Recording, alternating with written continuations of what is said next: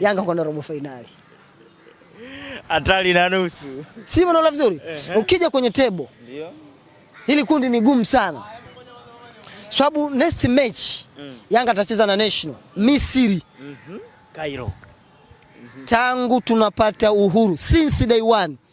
Hakuna timu yoyote kutoka Tanzania ambayo imeshinda home and away zidi ya Mwarabu. Kweli kabisa, lakini Yanga hajaye kufungwa zaidi ya goli 3. Sisi tuzungumzie idadi, tunazungumzia matokeo overall. Yanga mwenyewe anajua tangu ameanzishwa. Tangu ameanzishwa. Ndio. 19:35 hajaye kupata matokeo pale Misri. Misri anaijua vizuri. Anajua vizuri. Yaani Yanga ukimuuliza focus yako, plan yako. Zidi ya National Ahali, mchezo unaofuata atakwambia sisi tutapata alama moja tu. Itakuwa heli kwetu. Hakuna kiongozi yoyote, mdau yoyote, mwanachama, shabiki yoyote anakuambia Yanga anakwenda National kwa ajili ya kupata alama 3. Hakuna. Kama wakifanikiwa kupata alama moja, na uhakika mechi ya mwisho. Na hiyo ndio target yao. Na hakikisha mechi ya mwisho zidi ya FAR Rabat. Anaweza na hiyo ndio target yao. Si unaona vizuri? Kwa hiyo Yanga anakwenda Misri, lakini tumaini la kushinda ni dogo kuliko la kupoteza. Ndio. JS Kabylie anakwenda kule FAR Rabat. Morocco hiyo. 100% Morocco na ni FAR Rabat anashinda ile mechi. Anakuwa na alama ngapi? Anakuwa na alama 4. Yanga anakuwa na ngapi? Ana 4. Kama akiwa hajafungwa. Kama akifungwa. Kama akishinda, akitoa sare anakuwa na alama 5. Utakuja kunishukuru. Sio. Wewe endelea kuniombea Mungu anipe uzima na yeye upate uzima. Na hawa mashuhuda wetu pia Mungu awape uzima.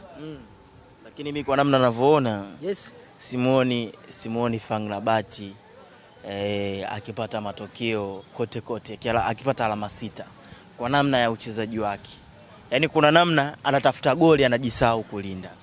Nimesema unapotaja FAR Rabat moja ya timu ambayo muumili wake mkubwa ni kulinda. Ndio. Na ndio maana unaona anayekwenda kucheza na timu bora kwenye bara la Afrika, contender wa ubingwa.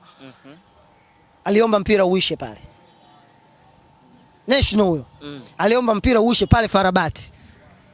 JS Kabylie anakwenda kule. Na mimi yawe namuona kabisa JS Kabylie kule anapigwa 2+. Au sio? Wazao kubeti wanasema 1/5. 1/5. Wazee wa kubeti. Wanangu hapo wengi wa kubeti. Wazee wa 1/5 au over hiyo. Hata kubeti wana maneno mengi sana. Kwa hiyo kundi lile ndio hatukatai ubashiri aliyoutoa kwamba timu wanayoiona robo finali ni Yanga na National. Unaona vizuri? Ndio. Na ukiangalia Yanga namna inavyocheza.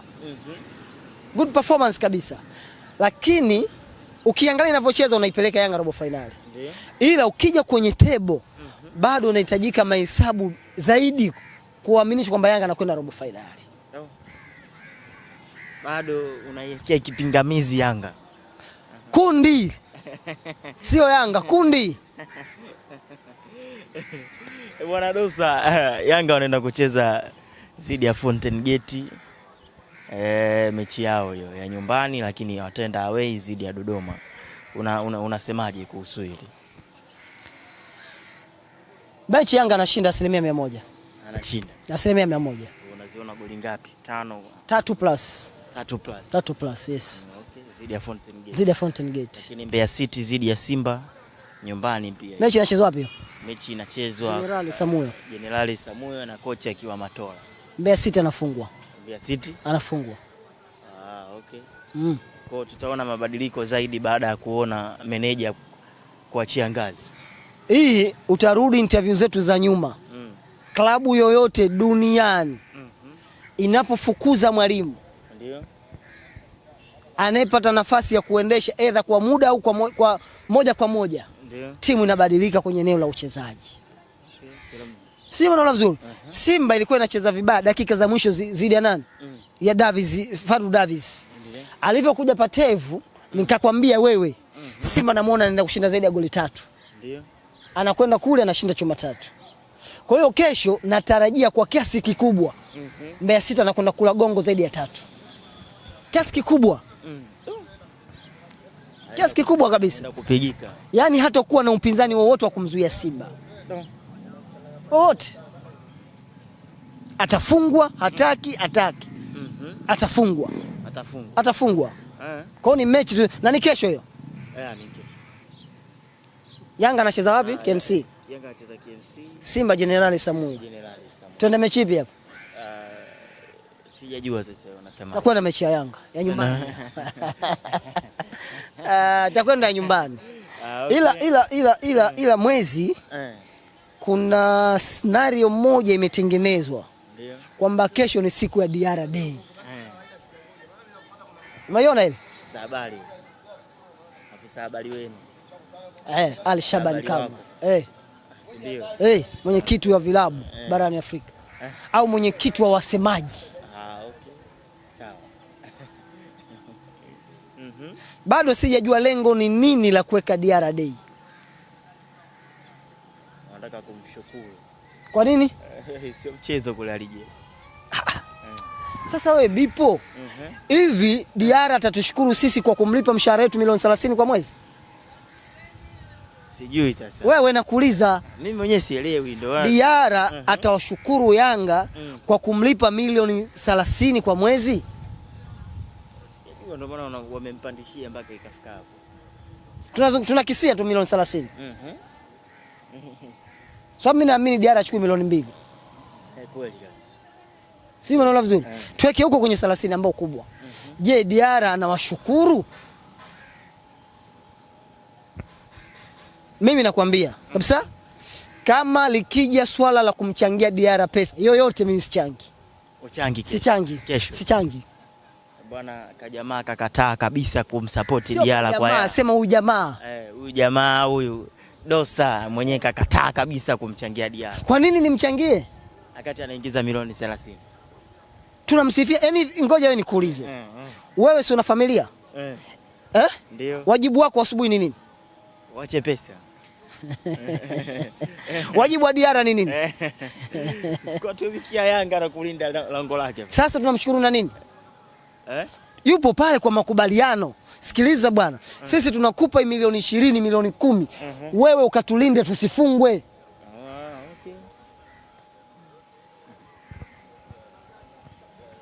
Mambo mazito.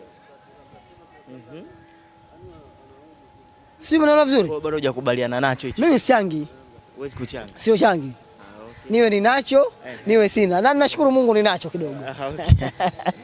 Bwana Dosa unamaliza vipi kwa namna tulivyozungumza vyote? Jana nilikaa na baadhi ya influencer wa Simba. Very exclusive, chukua hii. Nilikaa na baadhi ya ma-influencer wa Simba. Kabisa. Mwenyekiti kapiga simu kuomba msaada. Mwenyekiti kapiga simu kuomba msaada. Akiwemo yule. Akiwemo yule. Jana hiyo. Kamuomba msaada. Kaomba msaada. Ndio maana anakuambia kajivisha treni. Yeye ndio kiongozi. Mwenyekiti kwanza kaanza mnanitukana hadi wewe. Mwisho wa siku kaomba jamani mnisaidie jazi la zama.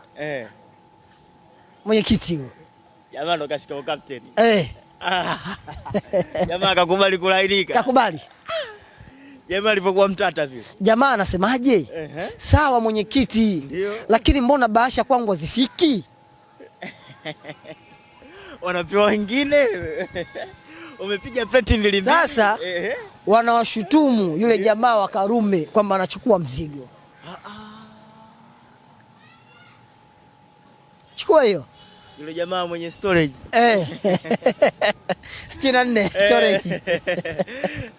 Kwamba yule jamaa anapokea mzigo alafu wao wanopigiwa simu kwenda kuwatetea viongozi. Mbona hazifiki? Mimi nimeshangaa. Yaani kwa Kiswahili fasaha, mvua inanyesha Kigamboni alafu posta inyeshi. Kwa jamaa wamemind. Kuna jamaa mmoja anavaa kofia refu naye pia kalalabika. Hadi yule. Mimi ushahidi ukija natoa. Nimedivert simu zao.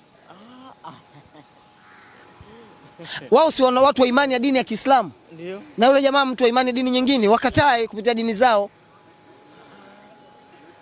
Kwamba mwenyekiti anapiga simu kuhitaji msaada. Jazi la zama. Jazi la zama. Na hii imekuja baada ya kusema kwani wale mabwana hawana jenzi angalau 10. Okay. Ile statement imewashtua. Nini hiki? Hiki nini hiki? Jenzi 10 tu, ukashika kidumu cha maji ya Baresa, ukashika maji ya Mo, ukashika Furusana, huyu kashika nini? Embe. Atoke. Jenzi ngapi hao? 10. Bana, poleni sana watani zangu. Poleni sana. Mnapitia kipindi kigumu. Lakini sisi kwenye imani yetu ya dini ya Kiislamu tunaamini vipindi vigumu vinakuja kwa ajili ya kutuvusha kwenye nyakati nzuri. Mwezi, asante sana, tutakutana wakati mwingine. Shukrani.